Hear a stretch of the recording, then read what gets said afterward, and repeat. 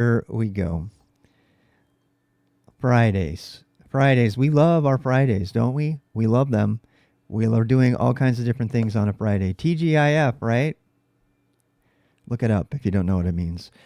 Fridays are when a lot of companies give learning time away. And we're going to talk about what that means and why you should insist upon it. But the short answer, if you don't have to watch anything else in the video, is when you're deciding where to work, one of the points of data points that you should research is, do they provide time on the job to learn? If they don't, now, no companies on the planet these days provide money to go to training. And by the way, they shouldn't. That's a totally stupid thing. And I may talk about that at the end of the video. So hang on to your, to the rest of the video, go to the end or something about why I think paying for training is totally idiotic and stupid, especially conferences. Might have its own video. I don't know. We'll see. But the idea that a company that you work for should give you, particularly a technology company, should give you time to learn and to work on your own projects related to what's required at work or not, is now table stakes, as they say. It's a poker term. I don't know where it comes from. That is, if you don't have that, you should literally walk the other way, because every other tech company pretty much offers that. If you are not, you shouldn't probably start with that question. Hey, am I going to get Fridays off so I can learn? That should probably not. How much vacation am I going to? I mean, you need to show interest, obviously, in the employer. You're building trust with them, but one way that they can demonstrate trust in you is that they can give you the time on Friday. Some companies it's a half a day. Some companies it's a whole day. They all have a different name for it. When I was at IBM, it was Think Friday. Every company has got a different name for that at that time. And by the way, be careful. They will try to take it from you, right? So they will try to have organized training during that time because it's supposed to be for training. And then your manager will say, "Oh, they just gave us Fridays for my team to learn what I want them to learn." That is not how it works, my friends. That is not how it works. It is supposed to be unfettered, guiltless learning and work on your own projects. And by the way, this is how Gmail was invented. This is how Google Maps was invented. Some of the biggest projects ever invented in Silicon Valley or elsewhere have come about as people's passion projects, where they autodidactically learned everything they needed to make a thing that didn't exist, and they look forward to their Fridays because they could use that Friday instead of getting drunk at 5 o'clock or something. They would be burning the midnight oil or whatever, working on their favorite project that they started, that their company was smart enough to say, you can work on this. So whether or not you're getting that time to do your own learning, or you're getting that time to work your own projects, in my opinion, they're kind of similar. And thankfully, the company that I work for does very clearly and cleanly give us that time to work on things. And I regularly stream that, the things that I'm learning on my own. Like right now, I'm really diving deep into GitHub Actions. And so that's the thing that we're doing right now. We're making a video right now, so happy to talk to you in a second. So that is it. Make sure that you're doing that. And there's something that kind of goes along with this, right? So most tech companies are going to require that you commit to learning on your own time. I started by talking about how you should expect a company to give you that time, but this video's got two major points to it. The first one is, yes, the company should be giving you enough time, and that should be paid time, by the way, to learn. Should they send you off to training and conferences? No. Maybe another video for that. But the other piece of this is that the company, the people that are hiring you, they are trusting you. And if you're going to join the IT lifestyle, the company, the employer, I don't know if this is purely an IT thing. We could have a conversation about that. But I think that absolutely in IT, one of the points, the expectations, one of the points of trust with this employer-employee relationship is that you will learn what is necessary to do the job. Can he get the job? Yes, I'm not arguing with that. Can he do the job? I'm not arguing that with you. I know he can get the job, but can he do the job? I'm not arguing that with you. If you can't do the job because you don't know, The employer expects you to figure it out. And they don't have to tell you that. That is a bottom line expectation.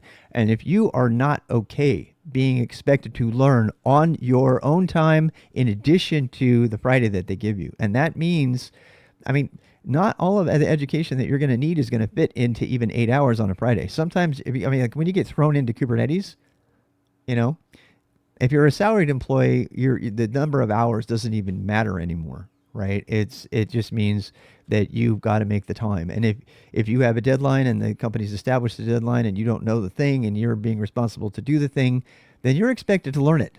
And you need to be okay with that. If you are not okay not knowing things, then this is not the lifestyle for you, because you are going to have to learn constantly. And you need to set up a plan about the next thing you need to learn is important. You need to be able to prioritize the things that you feel are the most important for you to learn. And that doesn't just go for your current employer, that goes for your career. That the really important part about making Fridays anything you want to learn is that you can maintain your career trajectory. You may be in a job doing web development, but you want to learn Go so you can do back-end or middleware development. And your employer or whoever, and you need to set forth your own plan. There's another video about becoming an autodidact and what that means, and that is it. What are the technologies I need to learn to advance my career path? Whatever it is. And you need to decide, and there's lots of videos I've made already about establishing what it is you want to do and where you want to go. But so you may not want to be a desktop support person your whole life, right? But it might, you took the A+ exam and now you're a desktop support person. You're getting paid tech money instead of, waiter money. But now you want to do more. I want to become a network engineer, but it's not a part of your immediate job. Well, a good company is going to give you Fridays to learn that stuff. And I'm like, why are you learning network engineering? They should never ask that question. And if they do, go work someplace else. I'm telling you. And I mean, if you want to accept that, that's up to you, obviously. But you need to not forget the fact that you need to put on your list the things that you need to learn next, right? And sometimes that might let some of your skills like kind of fade. You can't be focusing on all your skills at all the same time. There's another video about focus. You can't. It's impossible, especially in tech. You need to be able to look things up and do the research really quickly. I call it just-in-time learning. It probably deserves its own video, but just-in-time learning is developing research skills and note-taking skills and being able to query the internet as fast as possible. And there's going to be lots of videos about to do that. Like, for example, how to do text-based web searching in a fraction of the time, in literally seconds, where it would have taken you a minute or two using a graphic interface. We're going to do that in the Boost. There's other videos about how to use text-based browsing, how to use ChatGPT from the command line, how to back it up with actual internet search, and then how to query your own Zettelkasten database, your own knowledge base of accumulated notes, and have that be your way to get an answer quickly to a problem. It's more important that you're able to learn quickly and able to look up what you learned, particularly as you age like me, because my memory is not what it was. And I've got to be able to look all those things up. So this has kind of been a lead into a lot of other videos that we're going to do regarding, just-in-time learning in particular, and specific techniques about how to do that. But when you sign up for a tech job, you are signing up with the expectation that, number one, you are going to learn what's necessary to do the job. And two, that your employer is going to give you the time to learn that job. And then I'm going to end on something that's rather negative, but I'm going to say it anyway. Your employer doesn't owe you training, period. They don't owe you anything. In 2024, this whole, organizational you're going to get a watch when you retire stuff, it's all gone. This is an at-will employment thing. That means you can leave anytime. And as long as you keep your toolbox full of sharpened tools, you can leave anytime. It's another reason for you to make sure that you're learning what you want in your career, because you are in control of your career and you can leave anytime. And if there's one the empowering nature of learning skills in IT is extremely valuable, because you can leave anytime and go someplace else. In fact, you'll have recruiters knocking on your door. I'm thinking of Greg. Greg, you out there? I'm thinking of Greg. Greg has got people regularly coming to them, saying, "Hey, I got another job over here for you," because they know how good the reputation is so good. He's been keeping his own skills up, and he's been doing it. Your company doesn't owe you anything but time to do the learning necessary to do the job and for you to keep your own career progress. They do not owe you a trip. They do not owe you money for a conference. And I've already told you the story about the time I got sent to training. Just to repeat it really quickly for the sake of time. I was sent to some training. It cost $2,300 or so. And the other guy, we all got the same certificate, and I put the extra time in. I actually used my off time, and they just got drunk and didn't do anything, and they didn't learn anything. And then they came, and then I negotiated with I'm repeating this. I'm sorry if you've already heard it. Just stop now. So I told my manager when I got back, I said, "Hey, I don't want to do that. I said, give me half the money, I'll buy books and I'll do it." And I did this story as a method of backing up yourself because I know I've got those books available that I can go to. And that was a way to squelch my imposter syndrome because I know I can answer any question I wanted to. So there is another video on imposter syndrome where I talk about this story. But the point is that by my manager did, if there is a budget at all, use that budget to spend it on resources. But it's the most important thing you can get from your employer is time for you to work on learning those things, and secondarily, perhaps money to buy books. But as you know, the internet, you can learn anything without a book. I mean, some of the books are a little bit better. Some companies already have those books.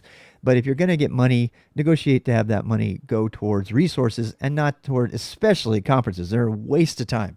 Conferences are an extremely huge waste of time. I'll make a whole video about that.